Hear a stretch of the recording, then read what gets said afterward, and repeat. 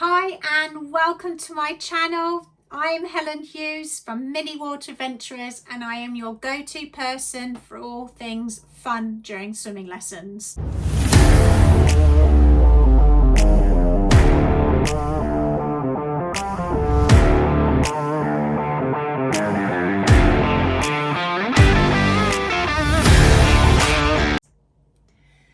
So today we're going to talk about the fact that every child is unique. So in my book here that has just come out, it's called Tender Steps. In the introduction, there is loads of information with regards to water wisdom, play-based activities, there's communication strategies, there are signs to stop, there is talking about flotation devices. So this is perfect for parents, but also swimming teachers have been finding this very useful as well. And throughout this book, it starts from 6 months old and it's a whole program until they are learning their swim strokes. So as it says in the title, gradual and developmental swimming activities for babies and young children, covers all those age groups. So it is springtime. I love spring. It means that I can get all my bugs and butterflies and birds and ladybirds and flowers and all sorts of cool things out. I love a theme, as you know, and using a theme really helps that children are unique, aren't they? They are, every child that you have come across walking poolside are completely different. So if you do use a theme, it means that you can use different things in order to help them depending on what they require. And I believe that it's our responsibility to actually mould to the child as opposed to the child moulding to us as the teacher. And in this particular part of the book, it talks about the children being unique and also how we can understand the signs and understand with regards to our influence of how we can then help them navigate their learn to swim journey. So it talks in here about embracing the element of surprise. It talks about encouraging that love for swimming. It means that art of patience, tailoring the lessons to their needs. So please check out this book. It gives so much information there, and it is a rather thick book, so you certainly get lots out of it. But today I wanted to go through, because every child is unique, I have found that parent and toddler classes, preschool classes, and even the early stages, and to be honest, the older ones too, they love something that is different. And I have sourced, lots of different sort of toys and props that aren't your traditional sort of bath toys that we tend to sort of use in swimming lessons, because it makes sense, because obviously they're made for water. But I've sourced lots of different things that you could use too. Now, I know it depends on budget, so this is something that I provide the ideas, and then if you choose to want to try it, then you're up to you if you want to do it. But I've got caterpillars, and in my spring bundle that I have that on sale and purchase on my website, it talks about the fuzzy little caterpillar changing from a caterpillar to a butterfly. But you can always just do a caterpillar, because this time of year there's loads of them, of course, because they're going to be changing into butterflies.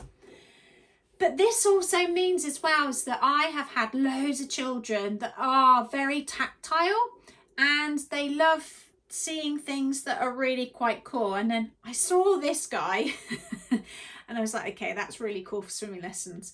So I wouldn't use these maybe for massive group lessons, because of course they can be quite expensive and to buy lots of. But if you've got a private lesson of where you've got a child that's very tactile and very sensory orientated, maybe it's something that if the child is very nervous, I I am known for working with children that are very nervous in the water, and these types of things really helps because it's a talking point. They can sit on the stairs and they can just play with them. They can splash around with them in the water. They can feel them up and down their bodies. You know, it's something that is really lovely for the child to sort of break the ice, if you like. So this guy is really cool in the water. They can also, with the older ones, you can have them do streamline holding onto them. They can have them on their backs. They can be, you know, balancing them and all sorts of things. So what other caterpillars do I have? Baker Ross. I love Baker Ross. I actually use this in another theme as well of back to school, of where for some reason they use caterpillars and back to school because of books. I saw these in Baker Ross. They have different types of caterpillars, but I love these because they're so colourful. And again, it's another talking point for parent toddlers, another learning opportunity for learning their colours. And also it means that we can do different things with these. They could be balancing. They could be holding onto them as they are swimming, doing push and glides. On their backs, they could be balancing them as well. So these are really great. I love those. Also, I have seen these little caterpillars here. They are the sensory ones, and I think these are probably one of my most popular toys that I've used. So I try and incorporate these in as much as I can, depending on the time of the year. But different things you can have for these. They can be practicing their wall crawls, going along and picking them as they're going along, and then they have to put the caterpillars in a container or a plant pot or something as they're going along. You can have them of where they're holding on to them as they're swimming along. They can be balancing them on their noodles and things like that. And you know, they can pretend to be little caterpillars in the water if you're working on butterfly, for instance, you know, those types of things too. So these are really, really popular to use. All of these I'll put in the comments below of where I found them, so you don't actually have to go and search for them. But these two, these you can actually get these in a pack with these. That's what I did, or you can actually find them separately. But these are worms, these are caterpillars as well, so it just is a little bit sort of not as much as these, so depending on what your use are for them, but they are brilliant too. Other things for caterpillars I've got are these, I found these sort of rattle toys, if you like. You can put them in the washing machine and just, you know, they don't get mouldy as long as you wash them and dry them correctly. And there's a little bit of a hack of how you wash these with other pom-poms and things. Put them in a pillowcase, tie it, put them in the washing machine, and then you don't have everything all over the place. So use a pillowcase, amazing. And again, these are really cool. They can do shapes, they can be doing their push and glides, they can be doing their rolls holding onto them, they can be doing floats, and it gives them something to hold on to. Now, children love holding on to things, and they love doing, they love moving. And they're learning constantly when they're moving, but it also means we're able to use these types of things to help them in a unique way according to them.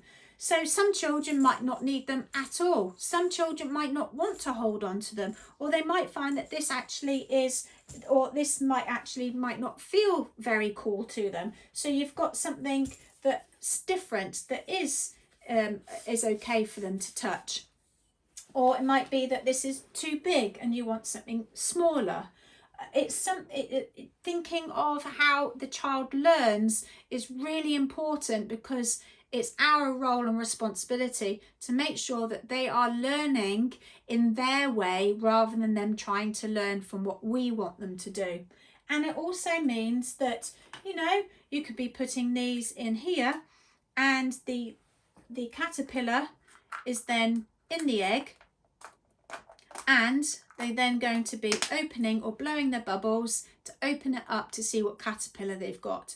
I've got eggs at the same colour, so I colour coordinate it. So again, they can work on an extra learning opportunity of learning colours for the younger ones.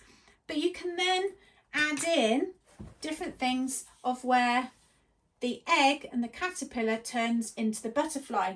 So I've now got these, I can quickly show you. of where it's in one of the bundles. I've got these themed templates that you can print off to use. So I've got the big butterflies to be able to use the template for the butterflies here. And there's another game here with this template too. So a little bit of a extra there for you. But I just wanted to show you this. You can have them already made. Baker Ross do make them, so you can use these ones as well. So you've also then got the caterpillar that turns into the butterfly, and I have a whole story on that bundle from when it gives you a poem of where you can work through the poem, and it tells you the activities of wanting to do from caterpillar to butterfly. So have a look at that and check that out. But it means that they can do what I called loose part play. And I love using loose part play, and this is for another video as well, of where it gives them, again, the child something that they enjoy doing. So using the eggs, I guess, as an example too, is that you can put, and we're going to be decorating a butterfly, because the caterpillar has changed into a butterfly now, and we're decorating the beautiful butterfly. So you can put all these decorations, or not all of them, but some of them, in the egg, and it's good for you. You can even just put those in the containers anyway around if you don't want to, or haven't got eggs, that's absolutely fine too. And then they will go and collect, and then they decorate their decorate their butterflies. Some climb up and out, and they are really particular about where they want to put things. Sometimes they actually want to continue to decorate their butterflies more, so we go and get more decorations. They might want to go on the wall crawl and collect more caterpillars, so we work to that. They may choose that they want to do more on their back because they are floating like a butterfly that's stopped on a flower and that they are resting. They might want to do that.